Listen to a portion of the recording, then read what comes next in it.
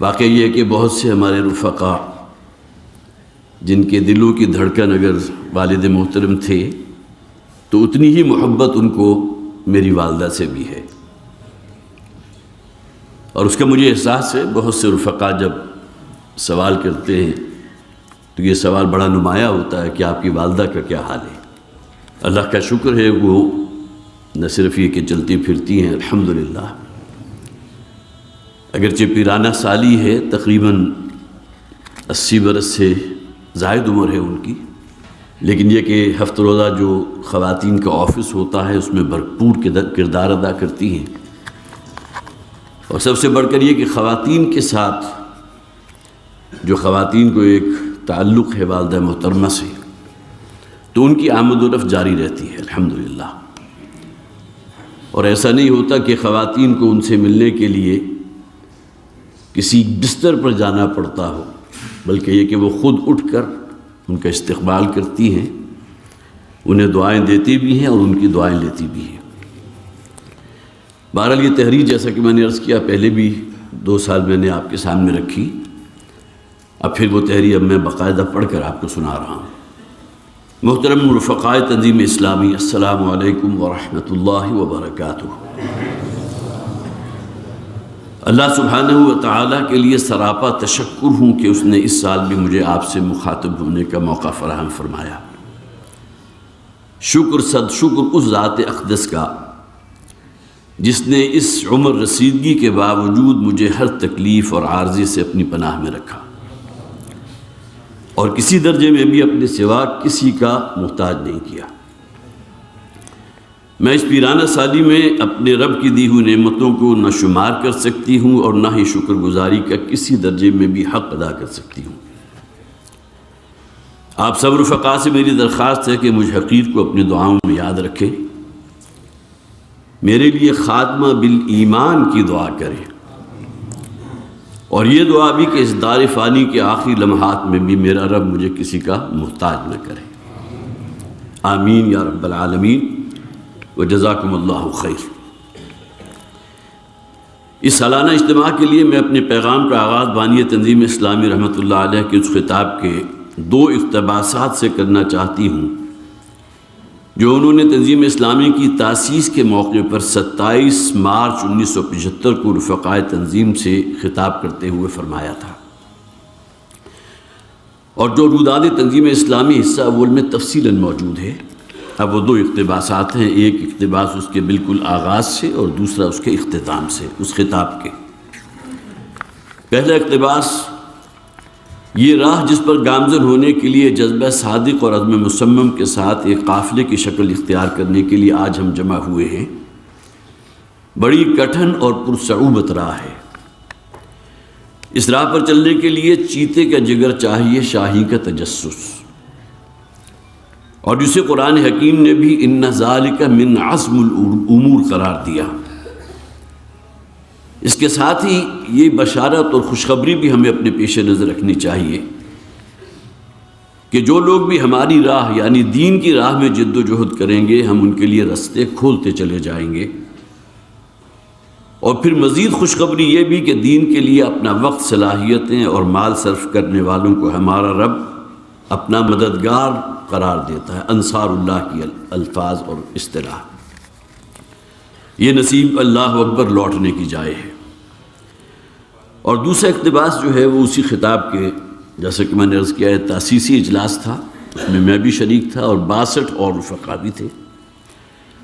اور یہ اس وقت ہم 12 افغانی روڈ سمن آباد میں ہمارا قیام تھا، اور اسی کی چھت کے اوپر یہ اجتماع جو ہے منعقد ہوا تھا۔ اب اس خطاب کا جو آخری حصہ ہے اس سے بھی چند باتیں والدہ محترمہ نے نوٹ کی تھیں۔ تاسیسی اجلاس کے اپنے خطاب کے آخر میں بانی محترم رحمۃ اللہ علیہ نے اجتماع میں موجود تمام رفقاء کو مخاطب کرتے ہوئے فرمایا، اب یہ 5 نصیحتیں ہیں جو گویا کہ اسی طرح تر و تازہ ہیں جیسا اس وقت تھا، وہی معاملہ آج بھی ہے۔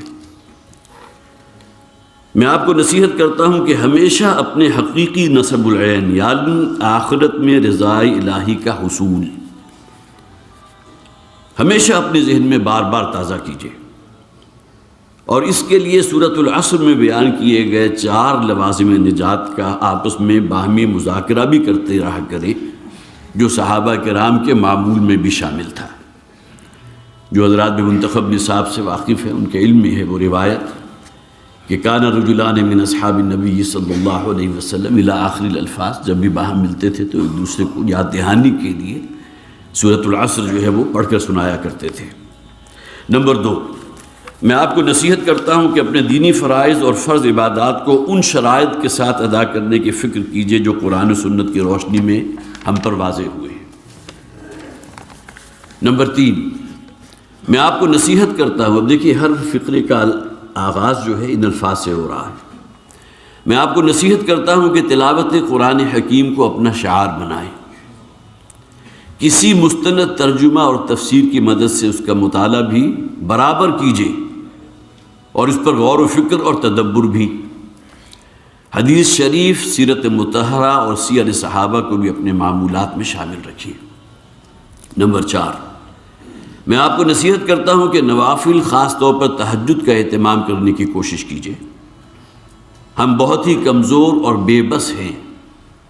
ہمارے لیے اگر کوئی زیادہ راہ ہے تو یہی کہ اپنے رب سے تعلق مضبوط رکھنے کے لیے ہمارے اندر نفلی عبادات کا شوق پروان چڑھے۔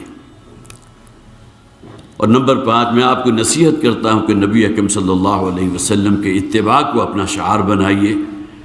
قُلْ إِن كُنتُمْ تُحِبُّونَ اللَّهَ فَاتَّبِعُونِي يُحْبِبْكُمُ اللَّهُ، یعنی اگر تم اللہ کے محبوب بننا چاہتے ہو تو لازم ہے کہ میرا یعنی محمد رسول اللہ صلی اللہ علیہ وسلم کا اتباع کرو۔ یہ وہ 2 اقتباسات تھے کہ جو تاسیسی اجلاس میں بانی محترم رحمۃ اللہ علیہ کے جو خطاب تھا اس کے اول و آخر سے لیے گئے۔ اب چند باتیں اور نصیحتیں یاد دہانی اور قند مقرر کے طور پر عرض کرنا چاہتی ہوں۔ نمبر 1، ہر وہ رفیق تنظیم جو اپنی فیملی کا سربراہ ہے اپنے اہل و عیال کی دینی تعلیم و تربیت کے حوالے سے اپنے آپ کو اللہ کی جناب میں جواب دہ سمجھے۔ نبی اکرم صلی اللہ علیہ وسلم کے فرمان مبارک کلکم راع و کلکم مسئول عن رعیتہ کو ہمیشہ اپنے ذہن میں تازہ رکھیں۔ خصوصاً ستر و حجاب کا اہتمام، رسومات و بدعات سے اجتناب، شعائر دینی کی پابندی وغیرہ، اگر ان معاملات میں سربراہ فیملی سے کوئی غفلت یا کوتاہی ہو گئی تو وہ عند اللہ مسئول ہوگا۔ لیکن اس ضمن میں یہ حکمت بھی ہمارے پیش نظر رہنی چاہیے کہ ہمارا دین ہمیں شرعی احکامات کی تعمیل اور تنفیذ کے حوالے سے سختی کے ساتھ ساتھ حکمت اور عفو و درگزر سے کام لینے کی بھی تاکید کرتا ہے۔ سورہ تغابن کی آیت نمبر 14 کا وہ حصہ ہمارے پیش نظر رہنا چاہیے جہاں فرمایا گیا ان من ازواجکم و اولادکم عدوا لکم فاحذروہم وان تعفوا وتصفحوا وتغفروا فان اللہ غفور رحیم۔ آج کے دور کا سب سے بڑا فتنہ سوشل میڈیا کا فتنہ ہے، یہ دوسری بات ہے۔ مجھ سے ملاقات کے لیے آنے والی متعدد خواتین نے اپنی نوجوان اولاد کے حوالے سے اس فتنے کی ہولناکیوں اور تباہ کن انجام کے جو واقعات اور مشاہدات میرے سامنے بیان کیے ہیں وہ سن کر میں کانپ جاتی ہوں، کیونکہ خواتین کا جیسا کہ میں نے عرض کیا والدہ محترمہ سے ملاقات کے لیے آنے جانا رہتا ہے تو ان کے ساتھ جو گفتگو ہوتی ہے ظاہر ہے ان کے مسائل جو ہیں وہ سر فہرست ہوتے ہیں۔ آج ہمارے گھروں میں نوجوان بچوں اور بچیوں کے ہاتھوں میں موبائل فونز، انٹرنیٹ اور موبائل کے غلط استعمال کی وجہ سے بچوں خصوصاً نوجوان بچوں اور بچیوں میں جس تیزی کے ساتھ اخلاقی زوال بڑھتا چلا جا رہا ہے مجھے اس کے بارے میں کہنے کی کچھ ضرورت نہیں۔ اس ایجاب کا مثبت پہلو اپنی جگہ، لیکن اس کے غلط استعمال نے شرم و حیا کا جنازہ نکال کر رکھ دیا اور نوجوان نسل کو تباہی کے دہانے پر پہنچانے میں بھی کوئی کسر نہیں چھوڑی۔ میری تنظیم اسلامی کے تمام رفقاء سے درخواست ہے کہ خدا را اس معاملے میں خصوصی توجہ فرمائیں۔ اور تیسری بات، ایک اور بات تنظیم اسلامی کے رفقاء کی نوجوان بچیوں کے حوالے سے، چونکہ والدہ ہیں تو لہٰذا زیادہ ان کا جسے آپ کہیے فوکس جو ہے ہمارے رفقاء کی نہ صرف یہ کہ اولاد بلکہ ان میں بھی خاص طور پر بچیاں، بچوں کی تعلیم و تربیت میں اس بات کو خصوصی اہمیت دیں کہ شادی کے بعد ان کی اولین ذمہ داری گھرداری اور اولاد کی تربیت ہے، لہٰذا اپنی بچیوں کی تعلیم کے ضمن میں ان موضوعات کو اختیار کرنے کی حوصلہ افزائی کیجیے جو ان کی گھریلو ذمہ داریوں سے متعلق ہوں۔ میں اپنے دلی احساس کا ذکر گزشتہ سالانہ اجتماع کے موقع پر بھی اپنی تحریر میں کر چکی ہوں کہ تعلیمی اداروں میں اور خاص طور پر مخلوط تعلیمی اداروں میں کمپیوٹر سائنس، انجینئرنگ، اکاؤنٹس اور دیگر فنون کی تعلیم حاصل کرتی ہوئی میرے رفقا کے نوجوان بچیوں کے بارے میں جب مجھے علم ہوتا ہے تو شدید صدمہ ہوتا ہے، اور اس کا نتیجہ کیا نکلتا ہے کہ شادی کے بعد وہ ان ذمہ داریوں سے جو گھریلو ذمہ داریاں ہیں، چونکہ تعلیم کا ایک ہفتہ خواہ وہ طے کر چکی ہوتی ہیں، تو اس سے فرار چاہتی ہیں اور سرکاری اور پرائیویٹ اداروں میں جابز کی تلاش میں رہتی ہیں، جس کا نتیجہ لازماً یہ نکلتا ہے کہ گھر کا سکون تباہ و برباد ہوتا ہے، جس کا بہت برا اثر اولاد کی تربیت پر پڑتا ہے، اور شادی شدہ زندگی میں مطلوبہ ایثار اور قربانی ان پر گراں گزرنے لگتی ہے، اور جس کا نتیجہ بدقسمتی سے بسا اوقات طلاق یا خلع کی صورت میں سامنے آتا ہے۔ اللہ تعالیٰ سب کچھ سے محفوظ رکھے۔ اگلی بات، اپنے ایمان میں اضافے کی ہر دم فکر کرتے رہیے۔ نبی اکرم صلی اللہ علیہ وسلم کے فرمان کے مطابق جس کا آج گزشتہ کل سے بہتر نہیں وہ گھاٹے میں ہے۔ اپنے رب کے ساتھ تعلق بڑھانے کی غرض سے رات کی تنہائی میں اپنے رب کی جناب میں استغفار اور مناجات کا خصوصی اہتمام فرمائیے۔ نبی اکرم صلی اللہ علیہ وسلم کے قول مبارک حاسبوا انفسکم من قبل ان تحاسبوا، یعنی اپنا محاسبہ کرتے رہا کرو اس سے پہلے کہ تمہارا محاسبہ کیا جائے یوم حشر۔